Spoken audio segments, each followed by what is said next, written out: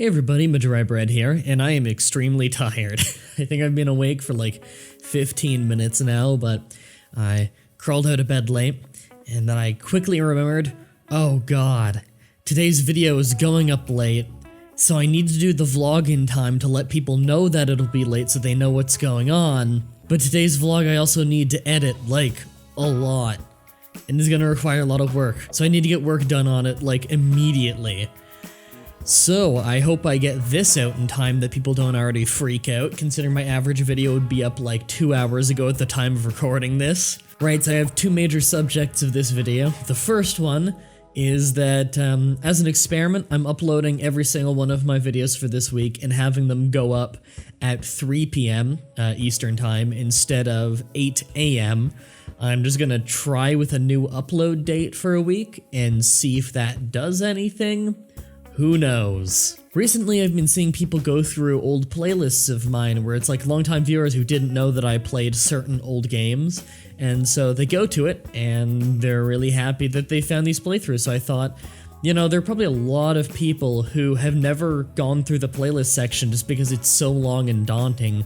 So why don't I just recommend to you a bunch of old playthroughs I did if you want something to watch. First, I did both Hotline Miami games. I'll have clickable links to all this stuff on screen. I know that annotations don't work on mobile, so the description of this video will also have everything that I'm linking. The Hotline Miami games are like really fast-paced, really brutal overhead action games. They're pretty awesome. I'll have the first one on top and the second one on bottom on screen. And by the way, if you click any of these on-screen links to go to those playlists, it'll open in another tab. It's not going to close out of this video at all, so just click on every single one you find interesting and bookmark them or something. Next is I've played The Forest, both solo and co-op.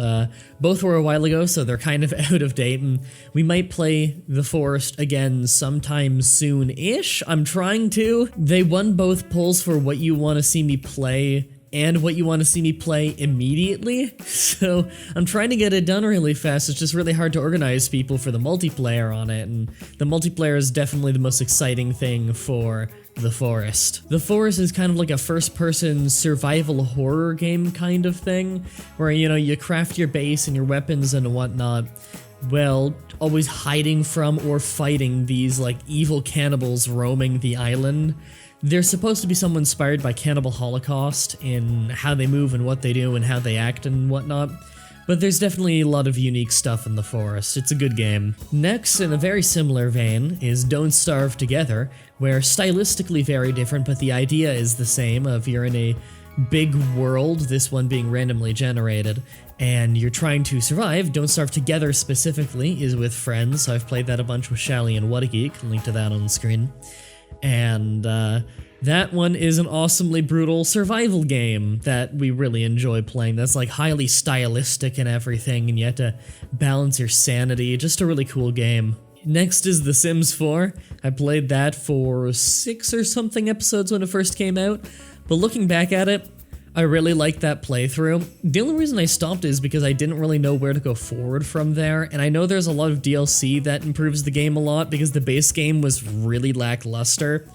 But the thing is, the DLC is like $40 for every single piece of DLC, like 40 American dollars or something. It's ridiculous. EA never drops their prices when it comes to Sims stuff, at least. So it's way out of my price range to actually start, like, getting these DLCs and everything, especially with the job thing that just happened. Next is Fable the Lost Chapters. I did an old playthrough of that as a good guy in the game, and I've recently started streaming through it again as a villain. But if you want to see that old 3-year-old Let's Play of Fable, god, that is weird to think that by the time I did that Fable Let's Play, I'd already been Let's Playing for like 3 or 4 years. Wow, that is like the halfway point of Let's Playing between now and when I started, was Fable the Lost Chapters. God, that is weird to think. But yeah, that's actually like one of the older playthroughs that I'm actually still somewhat proud of, because I have a lot of old Let's Plays that I go back and I watch and I'm like, wow, that really sucked. I was terrible in that. But that one, I was alright in that one. I'm kind of happy with that one. So if you want to go see me play Fable Lost Chapters as a good guy, then that's there. It's like a semi-open world action RPG. It's a really good one. Next is Monaco, What's Yours Is Mine. This is a really cool top-down stealth game. It's a co-op one. I actually did the entire playthrough with Brandon. I think it's like 52 episodes, but a lot of them are really short, like 3 to 5 minute short.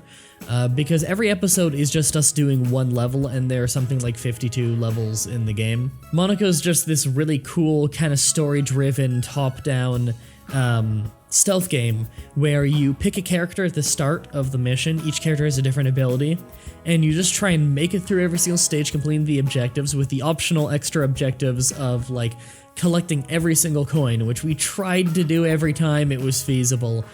But that game's awesome. We gotta redo that one on Pest Controller, please, sometime. Next for my playthroughs of Far Cry 3 and Far Cry 4. Oh my god, those games.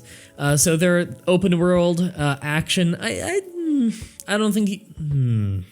Do you call them action RPGs? I don't know. Comment section, would you consider Far Cry 3 and 4 to be action RPGs? I mean, they have RPG elements. I don't know if they're heavy enough to call them action RPGs, but they're those games that have really good open world goofing around, and the story's horrible in both of them. Oh man, I was cry laughing a few times in both of them, I think. And Far Cry 4 also has some co-op episodes peppered in with Brandon, because there is some co-op stuff you can do, so we decided we'd take all the fortresses around the map in co-op, and that was a lot of fun. So if you guys want to see a horrible story, I'm not gonna recommend Watch Dogs 1 to you, because that had very little entertainment value, but if you want to see another Ubisoft game that was actually hilarious in a bad way, Far Cry 3 and Far Cry 4 I've done on the show. Next is Advance War. I really like that series, and I've been meaning to do more of that series on the show at some point, like Advance War 2.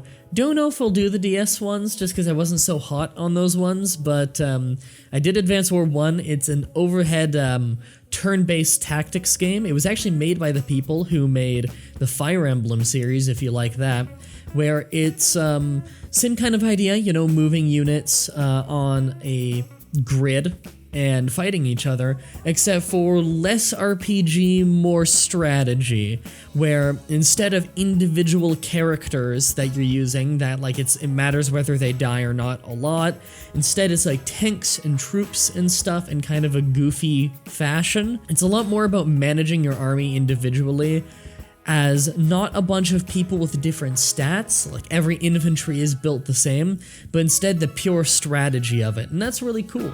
Instead, the RPG element comes in a little bit when every commander of every army has different abilities you can use. But yeah, Advance Wars 1 was really good. I did that on the show, and I do plan to do Advance Wars 2 at some time. How soon would you like to see me do that? Let me know in the comments section. Next is SWAT 4. SWAT 4 is still probably one of the better playthroughs I've done, even though it was many years ago. SWAT 4 is a first-person shooter, very tactics-based first-person shooter where you're a SWAT officer with your squad, and you go into dangerous situations and have to solve things. So you need to follow proper procedure, you know? You can't shoot anybody without telling them to put their hands up unless they're shooting at you first. Some guys will like start to put their hands up and then try and fake you out and shoot you. You can't use excessive force. It's really interesting where you can solve a situation and lose on score and not be able to advance because you didn't follow proper procedure well enough. You know, 1 or 2 shots is all it takes to die, and for your teammates to die, you need to use your squad very effectively to rout people, you know, tear gas rooms, use optical wands under doors to see who's in the room if you can.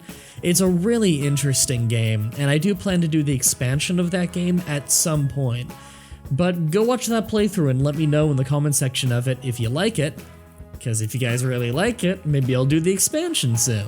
Next is quite possibly the worst game we've ever played on the show, Skooliager, Revolt of the Westicans, a horrible budget title SNES game. I had Brandon for co-commentary with me that entire game, And first of all, only game so bad on the show that it made Brandon fall asleep during a recording, which was amazing. Part of that was I think he didn't sleep in like 24 hours though. But oh man, I also have if you want to know if you want to watch that or not, I do have a best of highlight video of Skulljaeger Revolt of the Westikins that you can watch in the best of playlist. And wow, Skulljaeger Revolt of the Westikins is a really, really terrible platformer. That's all I can describe it as.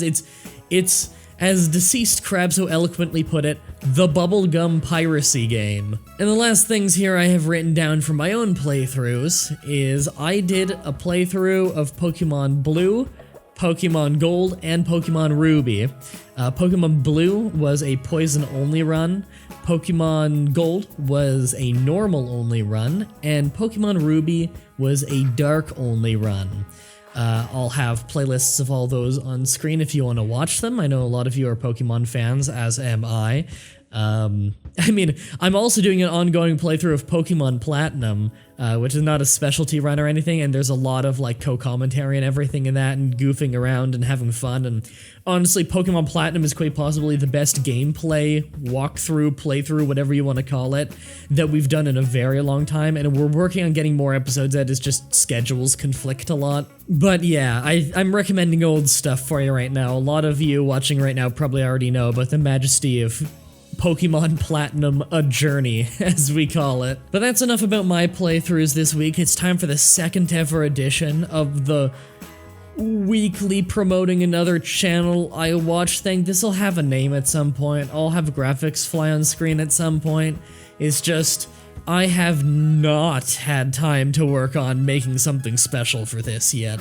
That's why you got the generic explosion last week.